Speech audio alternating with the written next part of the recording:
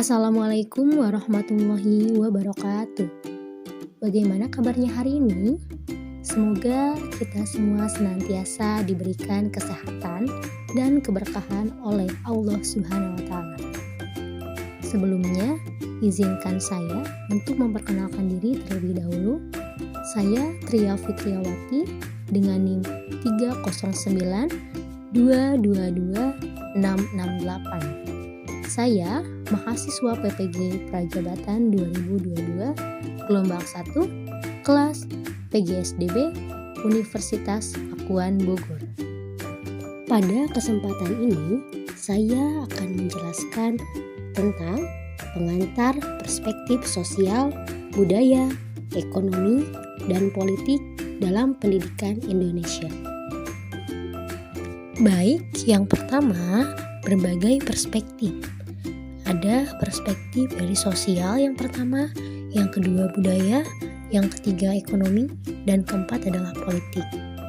Untuk yang sosial, pandangan mengenai kehidupan sosial. Yang untuk budaya, pandangan mengenai pola kebiasaan. Dan ekonomi adalah pandangan mengenai keadaan ekonomi.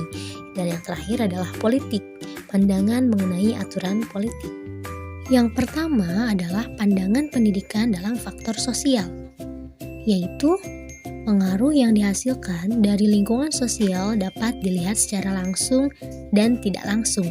Pengaruh secara langsung dapat dilihat melalui pergaulan sehari-hari, meliputi keluarga, teman sebaya, dan masyarakat.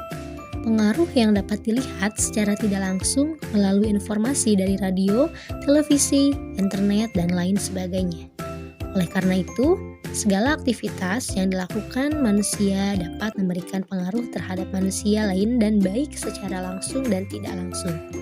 Lingkungan sosial merupakan tempat berlangsungnya bermacam-macam interaksi sosial antara anggota keluarga, sekolah, dan kelompok masyarakat. Lingkungan sosial atau lingkungan keluarga, lingkungan sekolah, lingkungan masyarakat berpengaruh positif dan signifikan terhadap pendidikan masyarakat. Artinya, semakin baik kondisi lingkungan sosial, semakin baik pula kondisi pendidikan masyarakat. Yang kedua, pandangan pendidikan dalam faktor budaya. Dalam Undang-Undang Sisdiknas Nomor 20 Tahun 2003, Bab 2, Pasal 3 menjelaskan bahwa pendidikan nasional berfungsi mengembangkan kemampuan dan membentuk watak serta peradaban bangsa yang bermartabat dalam rangka mencerdaskan kehidupan bangsa. Bertujuan untuk berkembangnya potensi peserta didik agar menjadi manusia yang beriman dan bertakwa pada Tuhan Yang Maha Esa, berakhlak mulia, sehat, berilmu, cakap, kreatif, mandiri, dan menjadi warga negara yang demokratis serta bertanggung jawab. Dalam konteks pembangunan budaya di Indonesia, budaya yang perlu dikembangkan melalui lembaga pendidikan yaitu mengubah cara-cara tradisional menjadi modern, mengubah berpikir irasional menjadi rasional, mengubah dari masyarakat yang belum cerdas menjadi cerdas, dan mengubah cara hidup yang tidak demokratis menjadi demokratis. Yang ketiga, pandangan pendidikan dalam faktor ekonomi. Pendidikan mempunyai pengaruh terhadap pertumbuhan ekonomi melalui perkembangannya, kesempatan untuk meningkatkan kesehatan, pengetahuan, dan keterampilan, keahlian, serta wawasan mereka agar mampu lebih bekerja secara produktif, baik secara perorangan maupun kelompok.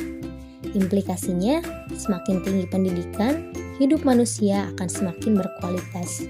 Dalam kaitannya dengan perekonomian secara umum atau nasional, semakin tinggi kualitas hidup suatu bangsa, semakin tinggi tingkat pertumbuhan dan kesejahteraan bangsa tersebut.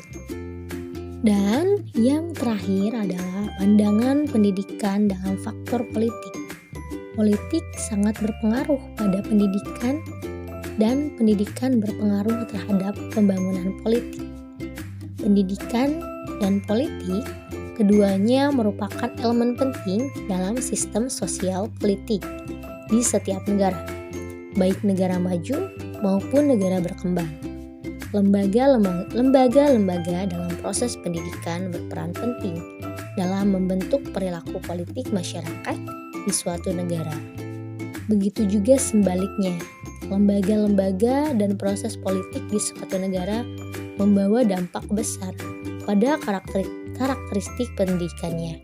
Jadi, pendidikan dan politik itu mempunyai hubungan erat dan dinamis. Sekian yang dapat saya sampaikan. Kurang lebihnya saya mohon maaf.